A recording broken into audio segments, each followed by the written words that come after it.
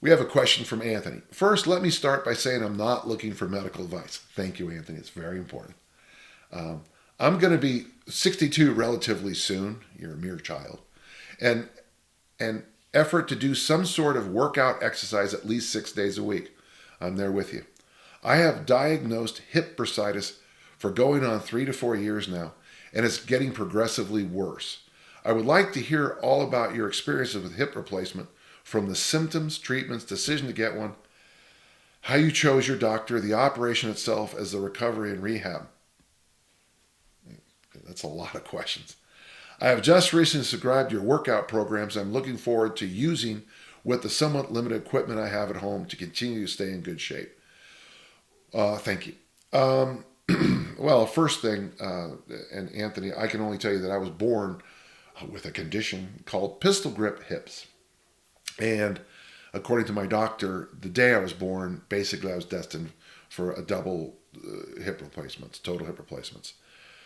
So I noticed my hips clicking when I was in high school, just doing little things like hitting the sled in football. I'd get up and I'd hear a little sound. Well, what I didn't know was that even in high school, I was already starting to move on to bone. The symptoms for me start off with simply clicking noises, kind of an issue with hamstring pulls, certain parts of my career. It's interesting because of when you're in pain, it probably changed my sprinting gait a little bit and probably made me pull hamstrings more often. Those were the things I noticed, the clicking sound and the hamstring issues. My hamstrings were so tight all the time. They're not that way anymore since the hip replacements. There were no treatments that helped. My friend Matt Spiller gave me some things that distracted the pain, and that was very helpful. But basically, I just got to the point that I was in so much pain, 24 hours a day, 7 days a week, that I was basically blind in pain, and I got the first one done. The first total hip replacement I got, my doctor was very good. We had really very few issues, a couple of things here and there with, getting around, but nothing bad. The second one, my doctor, Dr. Gibbs, I'm very lucky because if you know the Olympic Games, there was a speed skater by the name of Eric Heiden who got 5 gold medals in 1 Olympics.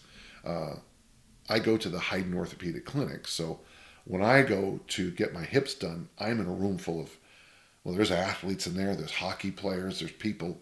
It's not just a geriatric ward. I mean, there's people who hurt their hips for a variety of reasons. So Dr. Gibbs is interesting, by the way, one small thing. I held him as a baby, which is kind of an interesting thing. So Dr. Gibbs has worked with a lot of NHL teams, and he's very good, very smart, very caring young man. And that's how I chose my doctor. And in the rehab and recovery, I've discussed many places, many times. On this last one, basically, I was in bed for a few days. I moved around okay. There were a few issues getting up and down, but I don't really remember them because, you're on fairly heavy painkillers. But I weaned myself of painkillers after day 2, and I was pretty mobile almost immediately. I was training within weeks, I think 2 weeks. And the best advice I can give a total hip replacement, if you can do it, is push the Prowler. It is an amazing rehab. I'd love to say just walk up hills, but that's just not true. But Prowler pushes is exactly what the THR patient needs. It works the glute really well, and it brings you back to locomotion, which is what you want to do. I hope that helps. I hope the best for you because I know how much pain you can be in. Thank you.